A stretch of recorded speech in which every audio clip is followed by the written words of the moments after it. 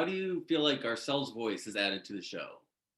Oh my gosh. I was super excited about Garcelle joining the show for two reasons. I think that one, when you add a new co-host, it really changes the dynamics of the show and it makes it fresh and interesting and changes the conversation. And it's not always like, oh, I already know what this person's going to say. It adds just like this question mark of kind of could guess what this one might say. And even those, we still completely shock each other on a daily basis. We're always like, wait, what?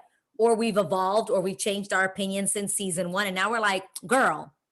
But Garcelle has surprised us on so many levels. I have always seen her, as the persona that she is, whether it's fancy on Jamie Foxx show, just being this regal, wildly elegant woman. So when they ask her what would be her word for 2020, and we're all getting extra deep, and I'm like, family is the word for 2020. Jeannie is like growth, and Garcelle's like vibrator. We were like, what? It just was so unexpected. So I think that's the moments that I love most, when Garcelle just completely shocks us. And I love that it shows that women aren't one-dimensional, that all of us have that person inside of us. I always say that we are the Sex and the City cast, meaning one girl represents everything. But I also love that while each of us, there's somebody for everybody on the show. Candace Bushnell, who wrote Sex and the City, actually said that all those characters were based on the one her.